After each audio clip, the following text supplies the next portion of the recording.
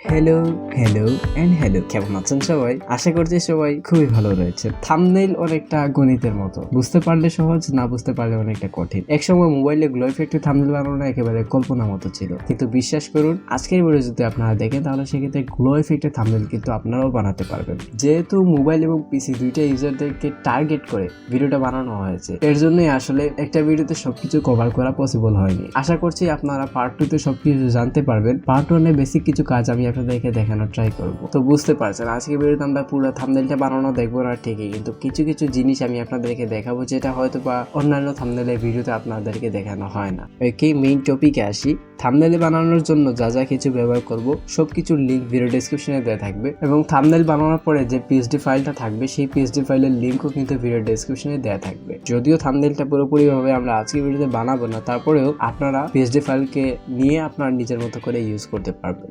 প্রথমে মোবাইল ইউজারদের কাছে আসছি। তো এটা করার জন্য আপনারা ক্রোম ব্রাউজার ওপেন করার পরে এখানে photopia.com লিখে সার্চ করবেন এবং এখান থেকে আপনার ডেস্কটপ সাইটটা ইনেবল করে দিবেন। তারপরে আমি পিসিতে যা যা কিছু করছি সম্পূর্ণ কাজ কিন্তু আপনারা করতে পারবেন আপনার মোবাইল ফোনের সাহায্যে। আর এখানে যদি আপনি কিবোর্ড মাউস ইউজ করতে পারেন তাহলে সেক্ষেত্রে অনেক বেশি ভালো হবে এডিটিং এর ক্ষেত্রে। ফার্স্ট অফ অল আমরা এখান থেকে নিউ প্রজেক্টে ক্লিক করব এবং এখান থেকে আমরা ফাইলে ক্লিক করে ওপেনে ক্লিক করব। এখান থেকে আপনি আপনার ফটোকে সিলেক্ট করে দিবেন এবং পিছনের ট্যাবটাকে আপনারা ডিলিট করে দিবেন। এবার আমরা এটাতে মূল কাজটা করব। এর জন্য এখান থেকে দুইটা লেয়ার দেখতে পাচ্ছেন। মেইন লেয়ারটাকে রেখে আমি উপরের লেয়ারটাকে ডিলিট করে দিলাম। আমরা ব্যাকগ্রাউন্ডটাকে ইরেজ করব বা রিমুভ করব। এর জন্য আমরা সিলেক্ট বাটনে যাব এবং এখান থেকে ম্যাজিক কাটে যাব। এবার আমরা এখান থেকে গ্রিন যে ব্রাশটা দেখতে পাচ্ছেন, এই গ্রিন ব্রাশের সাহায্যে আপনি আপনার ফেসে বা শার্টে এই জায়গাগুলোকে মার্ক করবেন, তাহলে এই জায়গাগুলো এখানে রিমুভ করবে না। রেড ব্রাশের সাহায্যে আপনি আপনার ব্যাকগ্রাউন্ডকে রিমুভ করতে পারবেন। প্রপারলি হয়তো বা হবে না, তবে রিমুভ করতে পারবেন। তারপর এখান থেকে ওকে বাটনে ক্লিক করবেন। যে জায়গাগুলো এখনো পর্যন্ত রিমুভ হয়নি সেই জায়গাগুলোকে রিমুভ করার জন্য আপনি ব্যবহার করতে পারেন ইরেজার টুল। ইরেজার টুলের সাহায্যে আমি আমার ব্যাকগ্রাউন্ডকে রিমুভ করে দিলাম। এবার আপনারা যান ফিল্টার এবং এখান থেকে লিকুইডিফাইয়ে যান এবং আমার চুলগুলোকে ঠিকঠাক করে নিব। দেন এখান থেকে আপনারা আবারও ফিল্টারে ক্লিক করে ক্যামেরার অপশনে ক্লিক করবেন। এবার এখান থেকে আপনারা আপনার ফটোতে বেসিক কালার গ্রেডিং করে নেবেন and hit okay. Face smooth করব। এখান থেকে যদি ফটোশপের মিক্সার টুলটা থাকতো তাহলে সেক্ষেত্রে অনেক বেশি ভালো হতো, তবে এখানে মিক্সার টুলটা আমি খুঁজে পেলাম না। এর জন্য আমরা এখানে ব্লার টুলটা সিলেক্ট করছি। এটা সিলেক্ট করার মাধ্যমে আমি আমাদের ফেসটাকে স্মুথ করছি। এবার আমাদের ফেসটাকে একটু প্লাস্টিকে একটু সুন্দর ভাব দেওয়ার জন্য আমরা এখানে ডজ এন্ড বার্ন করব। জিনিসটা অনেকে বুঝতে পারছেন না, এখনই আমি আপনাদেরকে বুঝাই দিচ্ছি। ডজের কাজ হচ্ছে আপনার যে জায়গায় ফেসের মধ্যে লাইটের প্রয়োজন, যে জায়গায় একটু আলোর প্রয়োজন, সেই জায়গায় আপনারা ডজের সাহায্যে আলো দিতে পারবেন। চুলের একটা কর্নারে দেখা যাচ্ছে আলো দিলে অনেক বেশি সুন্দর লাগে, আপনারা চাইলে ওইটাও করতে পারেন। আবার শার্টের মধ্যে দেখা যায় অনেক সময় অনেক বেশি লাইট পড়ে যায়, এর জন্য এখানে একটু শ্যাডোর প্রয়োজন হয়। মুখের ফেসেও বিভিন্ন জায়গায় কিন্তু যদি শ্যাডো থাকে দেখতে কিন্তু সুন্দর লাগে। আবার লিপসের মধ্যেও কিন্তু ডজ এন্ড বার্নও করতে পারেন। এক্ষেত্রে পুরো ফেসটাকেই কিন্তু আপনারা অনেক সুন্দরভাবে এডিটিং করে নিতে পারবেন। আশা করছি বুঝতে পারছেন। ডজের কাজ হলো লাইট দেয়া এবং বার্নের কাজ হলো শ্যাডো বা আলো কমিয়ে দেয়া। দুইটা দিয়ে আমি এখানে কিভাবে এডিট করছি সেটা আপনারা জাস্ট দেখুন। ডজ এন্ড বার্ন দুইটার কাজ কিন্তু আমরা কমপ্লিট করে ফেললাম। এবার আমরা নতুন একটা প্রজেক্ট ক্রিয়েট করে আমরা থাম্বনেইলের যে কাজটা সেই কাজটা আস্তে আস্তে শুরু করব। তো আমরা ফাইল থেকে নিউ প্রজেক্টে যাব এবং এখান থেকে একটা নাম দিয়ে ব্ল্যাক সিলেক্ট করে আমরা ক্রিয়েট বাটনে ক্লিক করব। ওকে, এবার আমরা এই ফটোটাকে পিএনজি আকারে সেভ করে নিব। নতুন প্রজেক্টে যাবেন এবং এখান থেকে ফাইল থেকে ওপেন প্লেসে ক্লিক করবেন। দেন এখান থেকে আপনার ফটোটাকে সিলেক্ট করবেন যেটা এইমাত্র আমরা সেভ করলাম। তো সিলেক্ট করার পরে এখান থেকে আপনারা ওপেন বাটনে ক্লিক করবেন।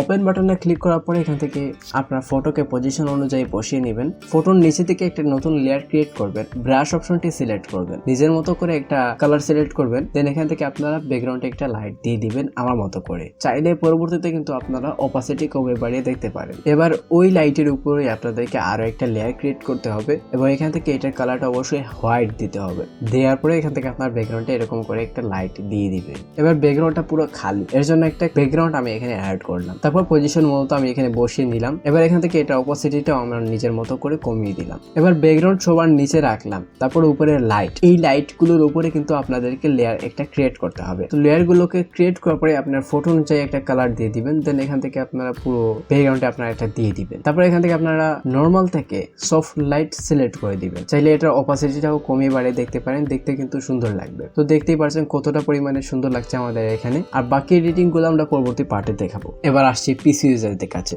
আপনার প্রথমে ফটোকে ধরে আপনার ফটোশপে এখানে ছেড়ে দিবেন, পরে এই লেয়ারকে আবার ডুপ্লিকেট করবেন, ক্যামেরা র ফিল্টারে যাবেন এবং এখান থেকে বেসিক কালার গ্রেডিং করে নেবেন। পেন টুল দিয়ে আপনার ফটো ব্যাকগ্রাউন্ডকে রিমুভ করে দিবেন, পরে মাউসের রাইট ক্লিক করে এখান থেকে আপনারা মেক সিলেকশনে যাবেন এন্ড হিট ওকে, যাবেন সিলেক্ট বাটনে এবং এখান থেকে আপনারা যাবেন সিলেক্ট অ্যান্ড মার্কসকে। তারপর এখানে বিভিন্ন টুলস আপনারা দেখতে পারবেন। এখান থেকে 2 নম্বর টুলসের সাহায্যে আপনি আপনার ফটোর ব্যাকগ্রাউন্ডকে রিমুভ করতে পারবেন আরো প্রপারলি। দেন এখান থেকে আপনার কাজ শেষ হয়ে গেলে আপনারা ওকে বাটনে ক্লিক করবেন। পুরো কমপ্লিট হয়ে গেলে আপনারা ফাইল থেকে নতুন একটা প্রজেক্ট ক্রিয়েট করে নেবেন ব্ল্যাক দিয়ে এবং থাম্বনেলের সাইজ দিয়ে। এটাকে ড্র্যাগ এন্ড ড্রপ করে দিবেন ওইটাতে, পরে এটাকে আবার ডুপ্লিকেট করবেন। আর চুলের যে অংশগুলো, এই অংশগুলো রিমুভ হতে চায় না বা বিভিন্ন অংশগুলো কিন্তু রিমুভ হতে চায় না, এর জন্য আপনি ব্যবহার করতে পারেন ইরেজার টুল এবং ইরেজার টুলের সাহায্যে আপনি যে জায়গাগুলোকে রিমুভ করতে চাচ্ছেন সেই জায়গাগুলোকে আপনি চাইলে রিমুভ করতে পারবেন। থিয়েটার থেকে spot heading brush tool select করব এবং মুখের যে দাগগুলো রয়েছে সব দাগগুলো আমি এখান থেকে মিটিয়ে দিব এবং এখান থেকে ফেসকে স্মুথ করার জন্য ব্রাশ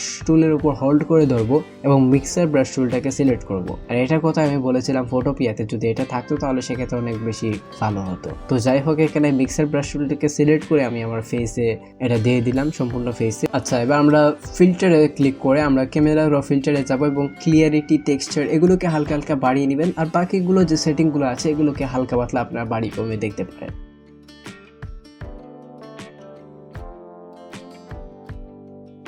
এবার আপনারা যান ফিল্টার এবং এখান থেকে লিকুইডিফাইয়ে যান এবং আমার চুলগুলোকে ঠিকঠাক করে নিব। এবার আমরা এখান থেকে ড্রজ এন্ড বার্ন করব। এর জন্য আমি এখান থেকে 3 ডটের উপর হোল্ড করে ধরে আমি ফার্স্ট অফ অল বার্ন করব। এর জন্য বার্নটাকে সিলেক্ট করব এন্ড আমার ফেসের মধ্যে বার্ন করে নিব। দেন এখান থেকে ডজ সিলেক্ট করে আমি ডজ করে নিব। আর ডজ এন্ড বার্নের কাজ তো আপনারা জানেনই, আমি এটাকে আর আলাদাভাবে দেখাচ্ছি না, কারণ একটু আগে আমি আপনাদেরকে এটা দেখিয়েছি।